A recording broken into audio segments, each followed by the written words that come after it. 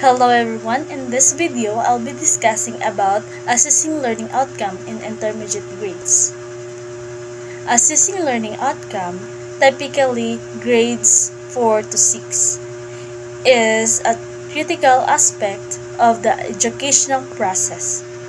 These grades serve as a transitional period where students build foundational skills, develop critical thinking abilities, and prepare for more advanced academic challenges. Effective assessment strategies in this stage are essential to monitor progress, identify areas for improvement, and guide instructional practices. Our learning objectives for today are: number 1, to highlight the importance of assessing learning outcomes in intermediate grades. Number 2, to identify and describe various types of assessments suitable for intermediate grades and students. 3, to provide effective strategies for implementing assessment in the classroom. Number 4, to address challenges faced in assessing students in intermediate grades and propose potential solution. Number 5, to emphasizes the role of assessment in fostering both academic and holistic development. Scope and limitations. This report focuses on assessment methods used in grade 4 to grade 6, emphasizing effective strategies and addressing challenges it does not delve into curriculum specific of particular education and system. Let's proceed to the importance of assessment in intermediate grades. Number 1, monitoring progress. Assessments helps teachers and parents understand how well students are grasping the curriculum and meeting academic standards. It helps teacher and parents track students' grasp of the curriculum, identify strengths and weaknesses, and provide necessary support. So, number 2, guiding instruction. The results of assessment provide valuable data for teachers to tailor their instructional methods to address students' specific needs. So, by analyzing students' performance, teacher can modify lesson plans, provide targeted interventions, and ensure that instruction meets students' specific learning needs. Um, let's proceed to number 3, fostering accountability. Regular assessments hold students accountable for their learning and encourage them to take ownership of their educational journey. So, by tracking their progress, students become more aware of their strengths and areas of improvement, motivating them to stay engaged and take ownership of their education. Number 4, identifying learning gaps. Assessments can uncover gaps in understanding, enabling timely intervention and support. So, by identifying these gaps, teachers can provide targeted interventions and support to help students overcome difficulties and improve their learning. So, let's proceed to number 5, encouraging holistic development. Beyond academics, assessments can evaluate social, emotional, and collaborative skills essential for overall development. So this helps promote overall development, ensuring that students are well-rounded and prepared for real-world challenges. Next, types of assessment. Number 1, formative assessment.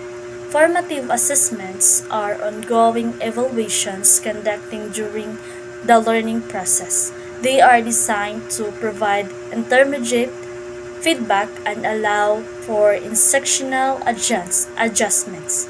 So this type of assessment is conducted during the learning process to monitor students' progress and provide immediate feedback.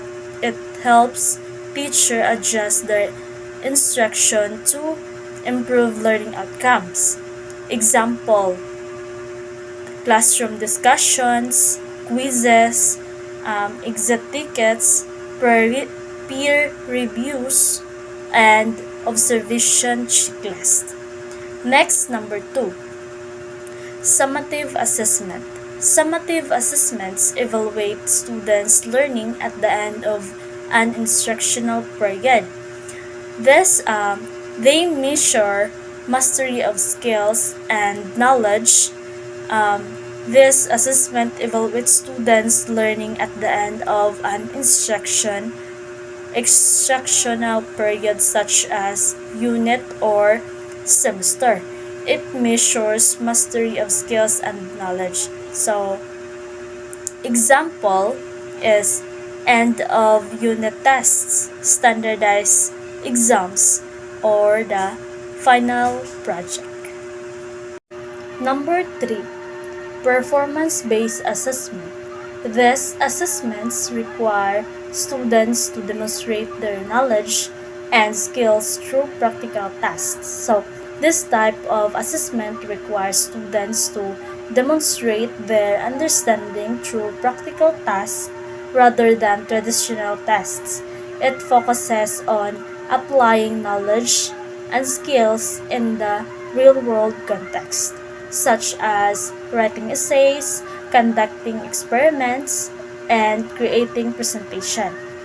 Next, number 4, self-assessment and peer assessment.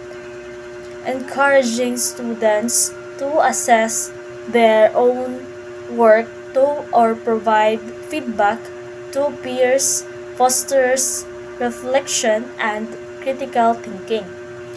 These assessments encourage students to reflect on their own work to provide constructive feedback to their peers.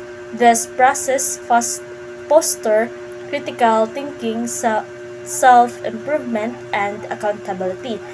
This can be achieved through rubrics, reflection journals, and peer evaluation forms. Last, number 5, diagnostic assessment. These are pre-assessments used to determine students' prior knowledge and identify strengths and weaknesses. They are especially useful for planning effective instruction. So this is pre-assessment used to evaluate students' prior knowledge, strengths, and weaknesses before starting a new lesson or unit. It helps teacher plan effective instruction by identifying areas where students may need to additional support or reinforcement. Next, let's proceed effective assessment strategy. Number 1, align with learning objectives. Assessment should be directly tied to the learning goals outlined in the curriculum. Assessment should directly reflect the learning goals as goals set in the curriculum to ensure students or evaluate on relevant skills and knowledge. Number 2, use multiple assessment methods. So, employing a variety of assessment types ensure a comprehensive evaluation of students' abilities. So, using different type of assessment gives a well-rounded evaluation of students' abilities and progress.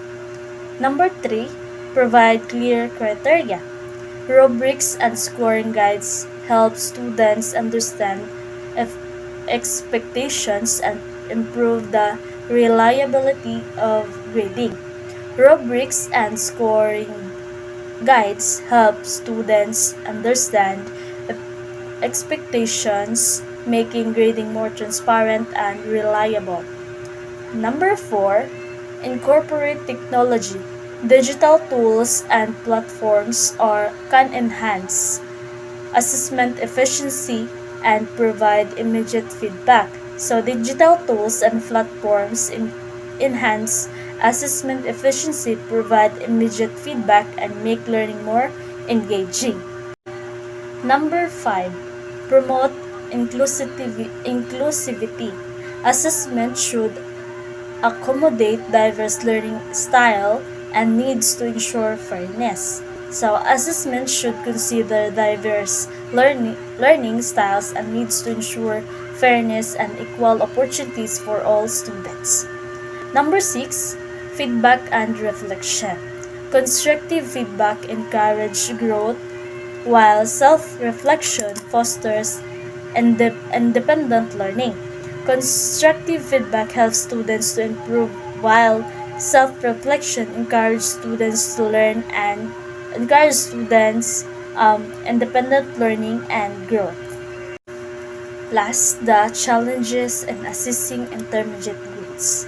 Number 1, balancing standardization and individualization. While standardized tests provide broad benchmarks, they are not fully capture individual learning process. So standardized tests provide broad benchmarks, but not fully capture individual learning's progress and unique strengths. So, number 2, time constraints. Conducting and grading assessments can be time intensive for teacher. Conducting and grading assessment can be time consuming for teachers, limiting their ability to focus on instruction. Number 3, addressing diverse needs. Students in intermediate grades have varying abilities requiring undifferentiated assessment methods. So students and intermediate grades have different learning abilities, requiring varied and differentiated and assessment approach. Number 4, avoiding overemphasis on testing. Excessive testing can lead to stress and reduce engagement in learning. So, too much testing can use stress and disengagement, reducing students' motivation and interest in learning. In conclusion, assessing learning outcomes in intermediate grades is a multifaceted process that requires careful planning and execution. By employing diverse and effective assessment strategies, educators can ensure that students are well supported in their academic and personal development. This approach not only helps identify and address learning gaps but also foster a positive and engaging educational experience.